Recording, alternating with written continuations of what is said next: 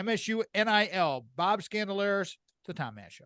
Here we go. People get confused. They think the universities, like I constantly read on these message boards, well, good, if we don't pay Mel as much and we pay, less to the next coach, we'll have more money for NIL.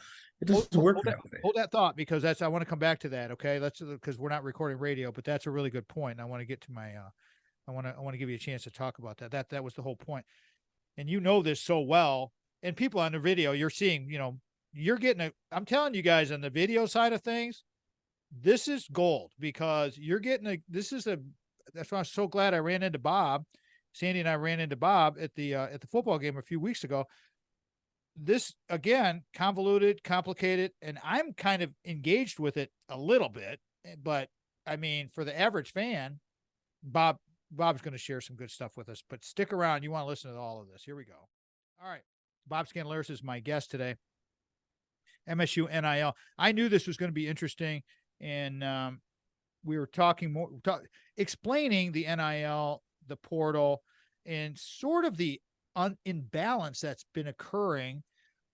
Bob, do you think that that the federal government may need to get involved? Because you mentioned Title IX. We're going to talk, because I want to talk about non-revenue sports and women's athletics, how we support them. Because I know that I don't recall if it was the Iowa women's basketball player who makes all the money or got the big contract, making more money in college than she ever would in the professionals.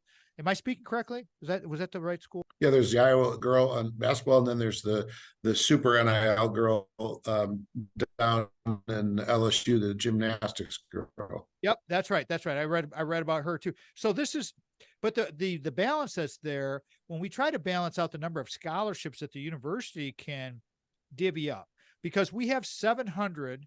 Correct me if I'm wrong on any of this, Bob, because you know this stuff inside out, and I'm just kind of going off a little bit of memory. But isn't it true that we have 700 varsity athletes at MSU? And the numbers, we try to keep that, the Title IX tries to keep that number pretty even, right? But the problem that's occurring, that's already here, frankly, is what you started to allude to earlier, that there's no consistency across the board Title IX wise for the female athletes, and the big sports get all the juice, and nobody else gets anything else. They don't even get the rinds, right? I mean, that's kind of the thing. Do you think the government's going to have to get involved with this to make this more of a level playing field?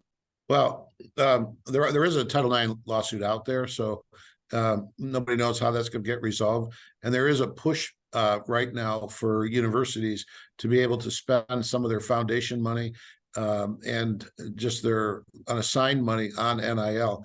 If they do those things, then that brings Title IX into the equation, because the university is subject to Title IX. It's a little more difficult if I'm an individual donor and I just want to give some football player money to support my car dealership, for example. That's not really subject to Title IX.